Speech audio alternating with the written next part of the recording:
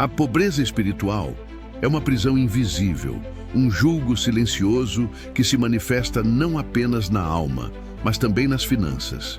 Muitos estão presos a ciclos de escassez, não porque faltam oportunidades, mas porque há correntes espirituais os amarrando, impedindo-os de viver a plenitude das promessas de Deus. O jugo financeiro da pobreza espiritual é real e precisa ser quebrado com autoridade, fé e conhecimento da palavra.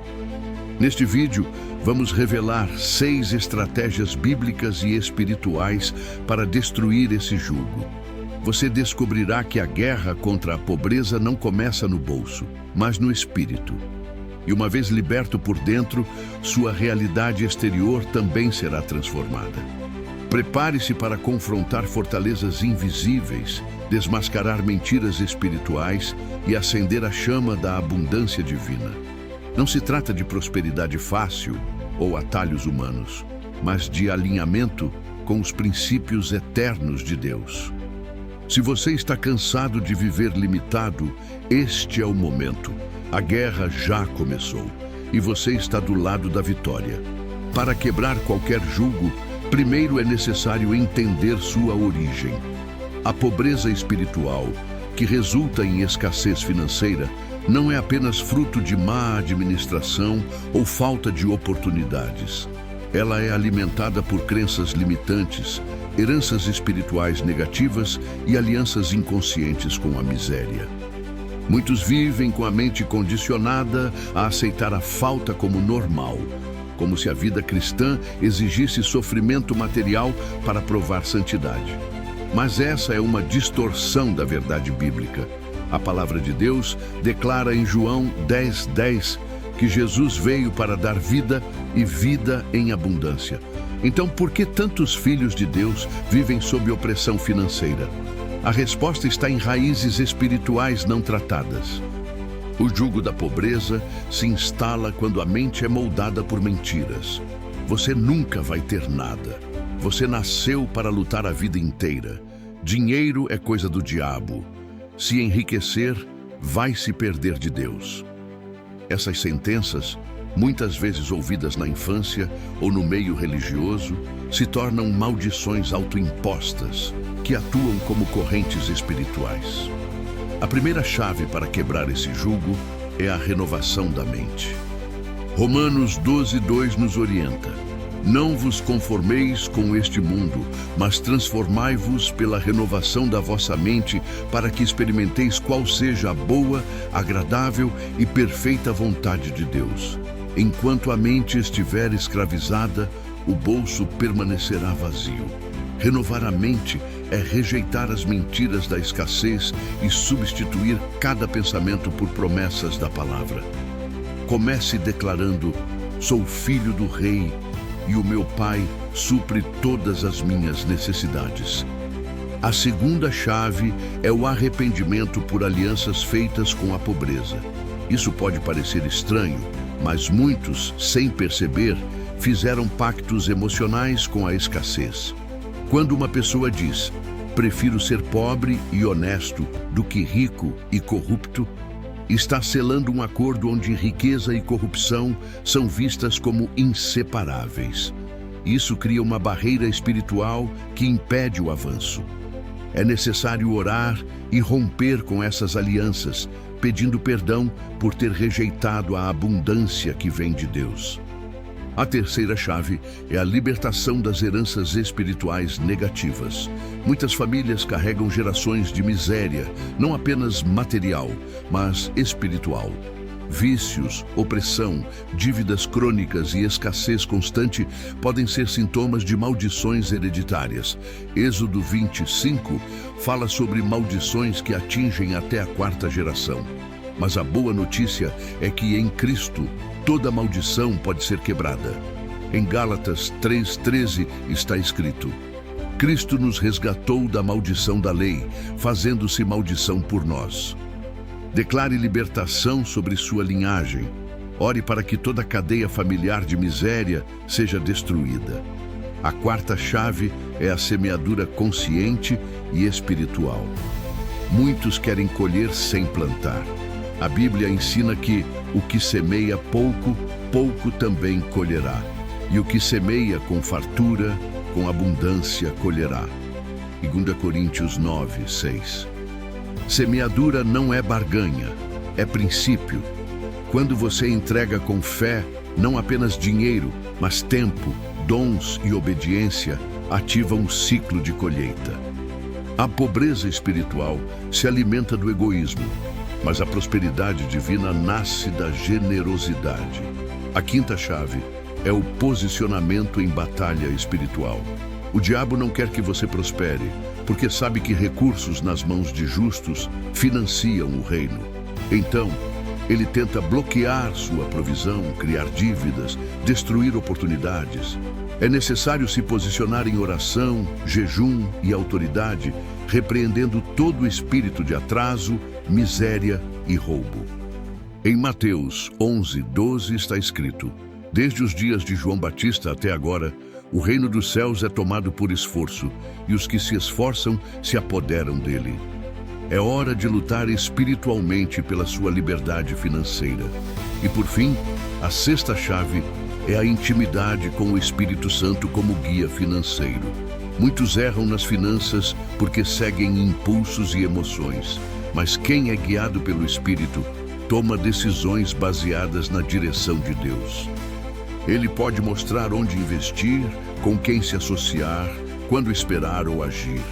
A escassez espiritual se desfaz quando entregamos a gestão da nossa vida financeira ao Senhor. Não existe prosperidade plena fora da presença de Deus. Ele não é apenas fonte, ele é a própria riqueza. Buscar a Deus em primeiro lugar não é apenas mandamento, é estratégia de libertação. Mateus 6,33 diz: buscai primeiro o reino de Deus e a sua justiça, e todas estas coisas vos serão acrescentadas. Isso inclui o sustento, a estabilidade, as oportunidades e a multiplicação. A libertação do jugo da pobreza espiritual exige confronto. É uma guerra invisível, mas com armas poderosas em Deus.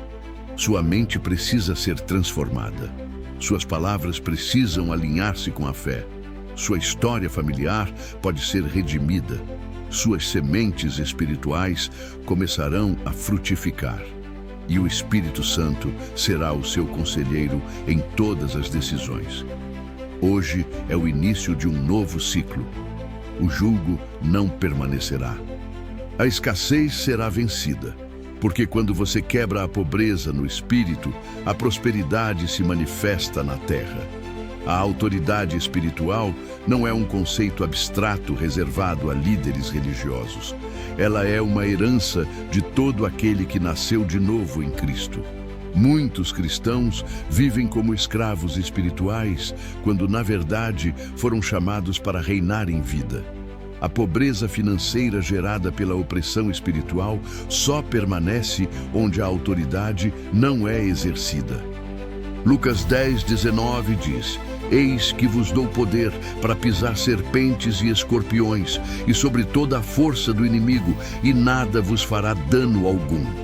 Esse poder foi dado a todo discípulo de Jesus, inclusive a você. Mas o inimigo se aproveita da ignorância.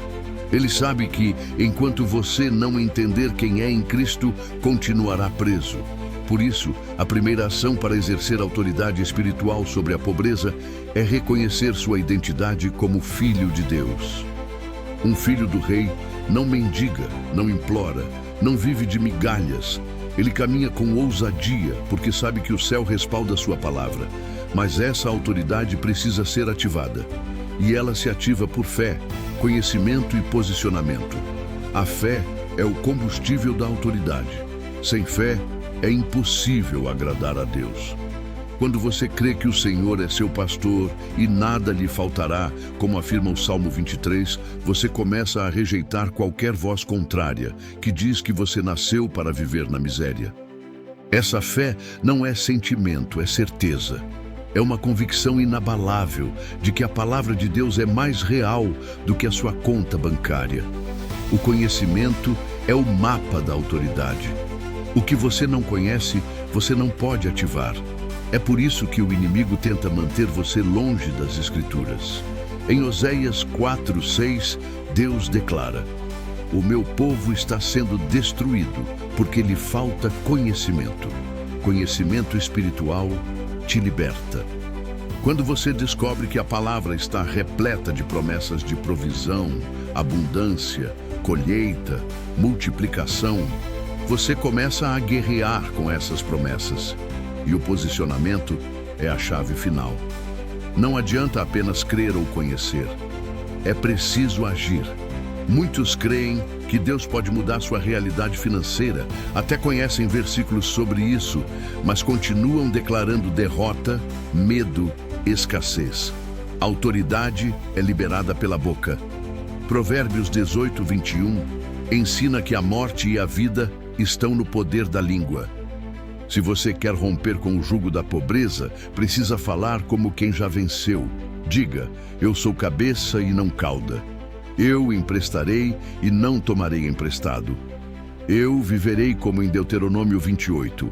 Uma terra abençoada com celeiros cheios, fruto multiplicado e portas abertas pelo Senhor." A autoridade espiritual também exige santidade e obediência. Deus não entrega recursos a quem não sabe obedecer. Lucas 16:10 afirma: "Quem é fiel no pouco, também é fiel no muito." Se você quer viver o muito de Deus, precisa ser fiel no pouco, nos dízimos, nas ofertas, no cuidado com o que já tem. Muitos bloqueios financeiros espirituais existem porque há desobediência escondida, vidas desorganizadas, dívidas contraídas sem direção de Deus, associações feitas por ganância. A autoridade não atua onde há pecado oculto. Por isso, examine-se. Peça ao Espírito Santo que revele qualquer brecha. Confesse, abandone e volte ao centro da vontade de Deus. Quando isso acontece, os céus se abrem. Outra forma de exercer autoridade é através da oração estratégica. Não orações repetitivas, mas clamores direcionados pela palavra. Por exemplo, se você está enfrentando escassez crônica, ore declarando Filipenses 4:19. "O meu Deus suprirá todas as minhas necessidades segundo as suas riquezas em glória." Se enfrenta portas fechadas, declare Apocalipse 3:7. "Ele abre e ninguém fecha, fecha e ninguém abre." Ore com ousadia, clame com confiança. Use a palavra como espada. Em Efésios 6, Paulo fala sobre a armadura de Deus, e a única arma ofensiva citada é a espada do Espírito, que é a palavra de Deus. Você guerreia com versículos, você corta correntes com promessas. Além disso, a autoridade espiritual é fortalecida pela comunhão com o Espírito Santo. Ele é o consolador, o conselheiro, o guia. Quando você anda em intimidade com ele, passa a discernir os ataques espirituais contra suas finanças antes mesmo que se manifestem. O Espírito revela estratégias, abre visões, confirma decisões. Ele não é um poder, ele é uma pessoa e deseja ser seu sócio, seu mentor, seu melhor amigo na jornada rumo à libertação financeira. Outra prática poderosa é o jejum espiritual com propósito. Jejuar é um ato de humilhação, de separação, de consagração. Quando jejuamos por libertação financeira, estamos declarando guerra ao sistema de escassez que nos prende. Isaías 58 fala sobre o jejum que quebra cadeias de impiedade, solta ligaduras da servidão e despedaça o jugo. Mas o jejum precisa ser mais do que abstinência de alimentos. Precisa ser acompanhado de oração, arrependimento e busca intensa da presença de Deus. Por fim, a autoridade espiritual para quebrar cativeiros financeiros também se manifesta na coragem de romper ciclos geracionais. Se sua família viveu anos na escassez, você pode ser o primeiro a romper. Mas isso exigirá coragem. Coragem para não repetir os mesmos padrões. Coragem para investir onde ninguém investiu. Coragem para sonhar alto quando todos se conformaram. coragem para construir um legado onde antes havia ruínas. Quando você se posiciona com autoridade, Deus te levanta como voz profética dentro da sua casa, como instrumento de redenção, como canal de prosperidade. O julgo da pobreza espiritual não resiste a um filho de Deus que conhece sua identidade, declara a palavra, vive em santidade e anda em comunhão com o Espírito. Esse é o seu chamado. Essa é a sua hora. Não aceite menos do que aquilo que foi conquistado por você na cruz. A autoridade já foi dada, use-a, o cativeiro será quebrado. A restauração financeira verdadeira não começa com estratégias humanas, cursos de finanças ou promessas de enriquecimento rápido. Ela começa no altar. O altar é o lugar onde o homem encontra Deus, onde as decisões são tomadas, onde as guerras invisíveis são vencidas antes mesmo de se manifestarem no mundo natural. Toda restauração financeira começa com rendição. Antes de Deus liberar recursos, Ele quer o coração. Porque quando o coração é dele, o dinheiro não será ídolo, mas ferramenta. Em 1 Reis 18, Elias reconstrói o altar que estava em ruínas antes de clamar por fogo do céu. A restauração do altar antecede a manifestação da glória. Isso também vale para as finanças. Muitos querem ver o fogo da provisão, mas seus altares estão quebrados. Vidas sem oração, sem comunhão, sem temor. O altar precisa ser restaurado. O altar é lugar de entrega. Entrega do controle, do medo, do ego. Quando Abraão sobe ao monte para oferecer Isaque, ele está dizendo: Senhor, nada é mais importante que tua vontade, nem mesmo meu filho, nem mesmo meu futuro. E é nesse lugar de rendição que Deus provê. O mesmo vale para quem deseja romper com a pobreza espiritual. Coloque sua vida financeira no altar. Diga: Senhor, tudo é teu. Me ensina a administrar, me guia nas decisões, me protege da ganância e me livra do orgulho. A restauração começa quando o coração se alinha com o céu. E quando o altar é limpo, Deus responde com direção. Ele começa a revelar onde estão os vazamentos, os roubos invisíveis, as portas que parecem oportunidades, mas são armadilhas. Sem altar, há confusão. Com altar, há discernimento. Deus começa a mostrar que muitos problemas financeiros não são falta de dinheiro, mas excesso de desobediência. Gastos impulsivos, alianças com pessoas erradas, decisões precipitadas, tudo isso é tratado no altar. O altar também é lugar de reconstrução. Talvez você tenha passado por perdas, falências, traições, dívidas que pareciam te destruir, mas diante do altar, Deus reconstrói. Joel 2:25 promete: restituir-vos-ei os anos consumidos pelo gafanhoto, o migrador, o devorador e o cortador. Esse é o Deus que restaura o que parecia impossível. Mas a restauração começa quando você decide voltar ao altar, parar de confiar apenas em métodos e retornar à presença. É lá que a visão se alinha. Muitos vivem em escassez porque estão seguindo um caminho que Deus nunca mandou. Profissões escolhidas por status, sociedades formadas por ambição, projetos iniciados sem oração. O altar traz clareza. É no altar que Deus pode dizer: esse caminho não é meu, volta. E também é no altar que Ele diz: essa é a porta que abri para você. A restauração financeira também depende de reconciliação. Há pessoas vivendo bloqueios porque alimentam mágoas, ressentimentos, ódios silenciosos. Mateus 5:23-24 ensina que se você trouxer sua oferta ao altar e lembrar que tem algo contra alguém, deve primeiro reconciliar-se. Isso mostra que a condição do coração afeta diretamente a liberação da bênção. Perdão libera o fluxo da provisão. Amargura bloqueia. Não adianta jejuar por finanças se o coração está cheio de veneno. O altar é lugar de cura. Coloque seus traumas financeiros ali. Traições, humilhações, negócios que falharam, vozes que disseram que você nunca teria valor. Deus sara. Ele restaura sua autoestima, te devolve a coragem de sonhar, te mostra que você não é sua falência, não é sua dívida, não é seu erro. Você é filho amado e seu pai é dono do ouro e da prata. No altar, Deus redefine sua identidade.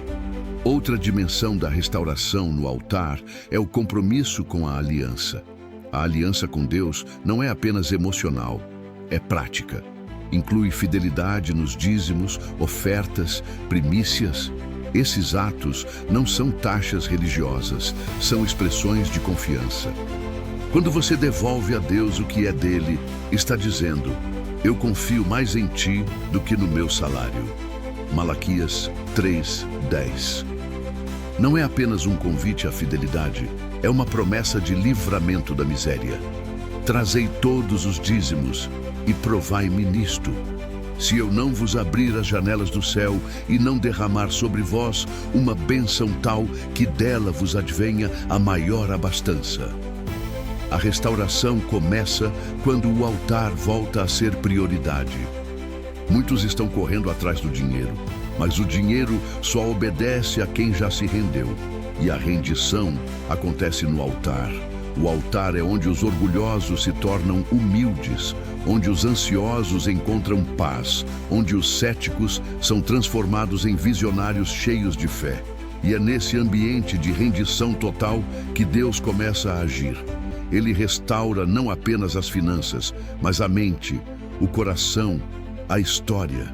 Pessoas que haviam desistido de empreender voltam a sonhar. Famílias antes afundadas em dívidas aprendem a prosperar com sabedoria. Jovens marcados pela falta se tornam líderes que distribuem abundância. Mas tudo isso começa no altar. Sem altar, tudo é agitação sem direção. Com o altar, até o pouco se multiplica. Lembre-se de 1 Samuel 2:30.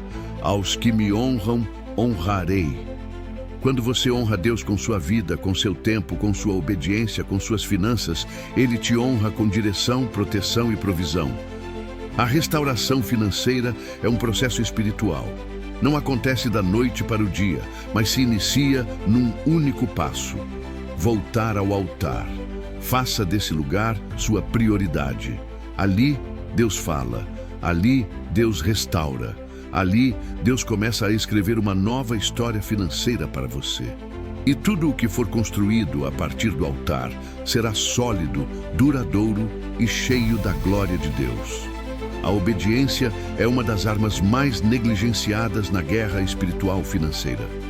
Muitos querem milagres, mas poucos estão dispostos a obedecer sem questionar. E é exatamente aí que mora o segredo. A obediência radical é capaz de quebrar maldições antigas, romper cadeias invisíveis e abrir portas que estavam trancadas por gerações. Não se trata de uma obediência parcial, seletiva ou condicionada ao entendimento humano, mas de um posicionamento espiritual inegociável diante da voz de Deus.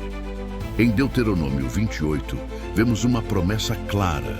Se ouvires atentamente a voz do Senhor teu Deus, tendo cuidado de guardar todos os seus mandamentos, virão sobre ti todas estas bênçãos. Deus não apenas promete prosperidade, Ele vincula essa prosperidade à obediência. A obediência ativa a bênção, mas o contrário também é verdadeiro. A desobediência ativa a maldição. A pobreza espiritual e financeira, em muitos casos, não é o resultado do acaso, mas do afastamento de princípios divinos. Quando alguém vive quebrando ciclos de desobediência, seja em pequenas escolhas ou grandes decisões, abre legalidade espiritual para o inimigo tocar em suas finanças. E essa legalidade precisa ser quebrada com arrependimento e uma nova postura. Um exemplo claro está em 1 Samuel 15, quando o rei Saul desobedece parcialmente à ordem de Deus. Ele poupa o que deveria ser destruído e tenta justificar seu erro com sacrifícios. A resposta de Deus através de Samuel é clara e direta. Obedecer é melhor do que sacrificar. Muitos tentam compensar sua desobediência com ofertas, jejuns ou ações exteriores. Mas Deus não se impressiona com rituais. Ele busca um coração que o obedece mesmo sem compreender, mesmo sem ver resultados imediatos. A obediência radical é silenciosa, mas poderosa. É dizer não para propostas aparentemente boas, mas que não têm a bênção de Deus. É fechar negócios lucrativos que violam princípios éticos. É recusar atalhos, mesmo sob pressão financeira. É dizimar fielmente mesmo quando o orçamento aperta. É ofertar quando a lógica diz para segurar. É confiar quando tudo parece perdido. Essa obediência gera um som nos céus. Deus se move em favor dos que o honram com atitudes. E quando ele se move, nenhuma cadeia permanece. A história de Abraão, em Gênesis 22, é o retrato mais forte da obediência radical. Deus pede o filho da promessa. E Abraão sobe o monte sem questionar. No momento em que levanta a faca, o céu intervém. E então Deus declara: "Agora sei que temes a Deus." E naquele mesmo monte, o Senhor se revela como Jeová Jiré, o Deus da provisão. A provisão só veio depois da obediência. Isso revela um princípio eterno. O recurso já está preparado, mas só se manifesta quando a obediência é provada. A quebra de maldições financeiras também passa pela obediência em áreas que parecem desconectadas do dinheiro. Deus pode pedir que você perdoe alguém, mesmo sem vontade, que você se reconcilie com alguém que te feriu, que você abandone hábitos, ambientes, relacionamentos que alimentam o velho homem. Cada ato de obediência é como um machado espiritual cortando raízes de maldição. À medida que você obedece, o inimigo perde espaço. A legalidade é anulada. A colheita é liberada. Outro exemplo é o de Eliseu e a viúva em 2 Reis 4. Ela estava endividada, prestes a perder os filhos como escravos. Mas ao obedecer cada instrução do profeta, recolher vasilhas, fechar a porta, derramar azeite, ela experimenta o milagre da multiplicação. A solução não estava fora, mas dentro de casa. O problema era grave, mas a resposta estava na obediência. Muitas vezes você não precisa de mais dinheiro, mas de mais obediência. A direção de Deus, ainda que pareça simples, é sempre eficaz. A obediência também ativa o favor, e o favor abre portas que o dinheiro não pode comprar. O favor atrai conexões, oportunidades, estratégias que você nunca imaginou. José, no Egito, obedeceu em tudo, mesmo sendo injustiçado. E por causa disso, Deus o levantou como governador, colocando riqueza e autoridade em suas mãos. O mesmo Deus quer levantar pessoas fiéis hoje para governar territórios, empresas, projetos e recursos com integridade. Mas ele começa testando no oculto. Como você administra o pouco? Como reage quando ninguém está olhando? Sua obediência no secreto define sua promoção no público. A obediência também é arma contra o medo. Quando você decide obedecer a Deus acima das circunstâncias, declara guerra contra a ansiedade. Porque sabe que quem obedece jamais ficará desamparado. Isaías 1:19 diz: "Se quiserdes e me ouvirdes, comereis o melhor desta terra." É uma promessa para quem decide ouvir e obedecer. A guerra espiritual financeira exige obediência incondicional. Não dá para viver de aparências, é preciso alinhamento total.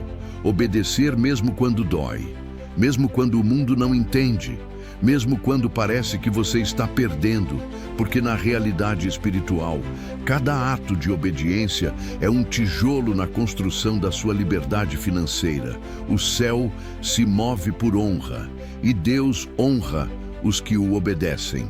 Se você sente que há cadeias financeiras que te amarram, comece avaliando onde há desobediência. Peça ao Espírito Santo que te revele pontos cegos, áreas ignoradas, decisões erradas, e então volte. conserte. Mude de direção, porque a restauração não depende de sorte, mas de escolhas espirituais consistentes. Obediência radical não é fanatismo, é sabedoria do alto.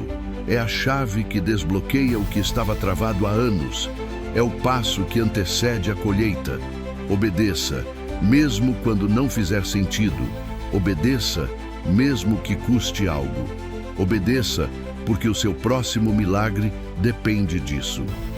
E quando você se posiciona dessa forma, as maldições são quebradas, os céus se abrem e a abundância começa a fluir. Chegamos ao ponto decisivo desta jornada espiritual.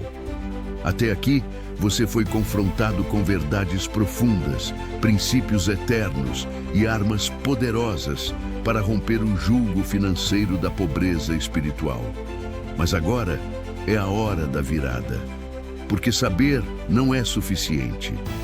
É preciso aplicar, decidir, mudar, romper e se posicionar como alguém que entendeu que a guerra é real, mas a vitória já foi conquistada. O jugo da escassez não é apenas uma questão natural, é uma estrutura espiritual construída sobre mentiras, traumas, desobediência e heranças malignas.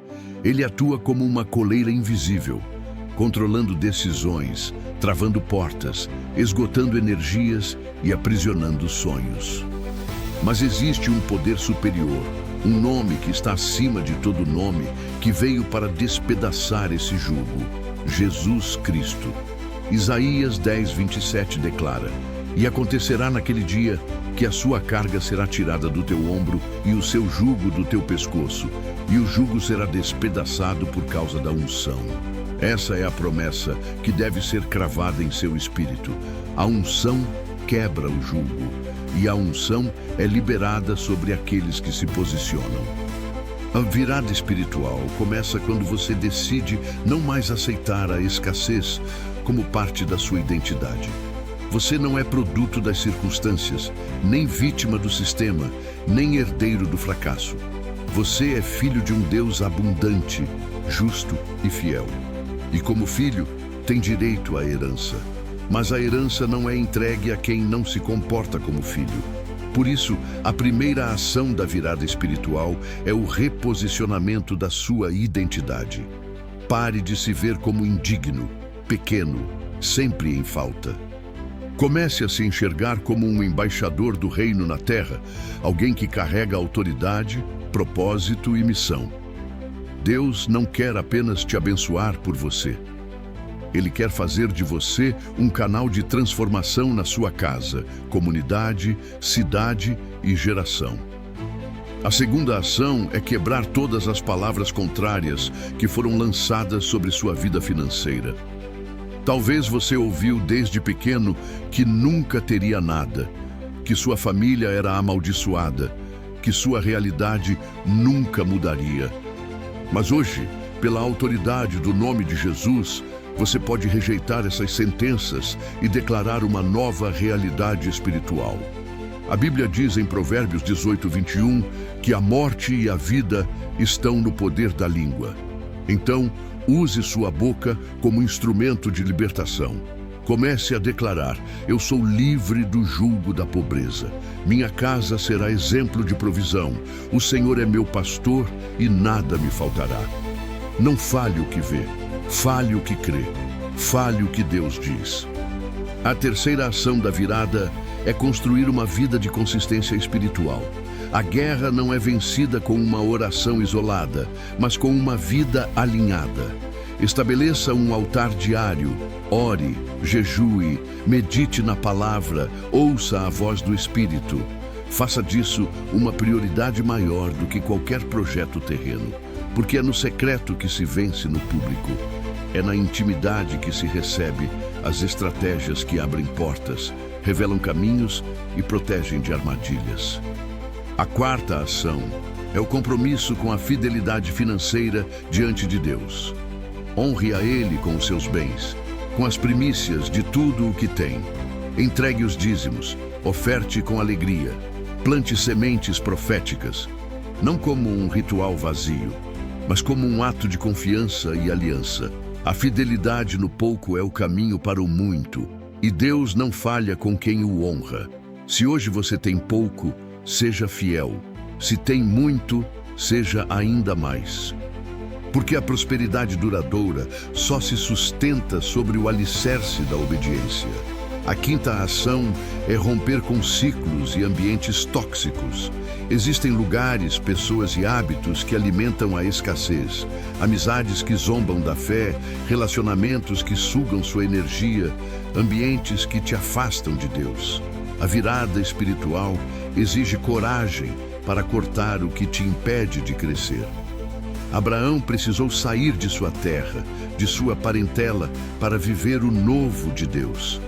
Talvez você também precise sair, romper, fechar ciclos, não por orgulho, mas por propósito. A sexta e última ação é entrar em movimento. Fé sem obras é morta. Deus vai te dar estratégias, ideias, conexões, mas você precisa agir. Enviar aquele currículo, iniciar aquele projeto, estudar aquela área, organizar as finanças, tomar decisões com sabedoria. A bênção não cai do céu sem ação. Ela é atraída por movimento. E quando seu movimento é guiado por fé e obediência, os céus cooperam. A virada espiritual não é mágica, é guerra. E nessa guerra, quem se posiciona com a palavra na boca, a fé no coração, os joelhos no chão e a visão no alto, vence. O jugo financeiro da pobreza espiritual não é maior que o poder da cruz. O sangue de Jesus já pagou o preço pela sua liberdade. Agora é sua vez de andar como livre. Chegou a hora de viver o que você sempre ouviu, mas ainda não experimentou. Chegou a hora de ser resposta para outros, de testemunhar o impossível, de provar que Deus ainda transforma histórias. O seu deserto está prestes a florescer. Sua casa será lugar de fartura. Seu nome será lembrado como alguém que rompeu maldições e inaugurou um novo ciclo. E tudo começou com uma decisão espiritual: não aceitar mais o jugo. Que essa decisão gere frutos eternos. Que sua vida seja exemplo do que Deus faz quando alguém se entrega completamente. E que, a partir de hoje, a pobreza espiritual e financeira seja apenas uma lembrança vencida pelo poder do Altíssimo.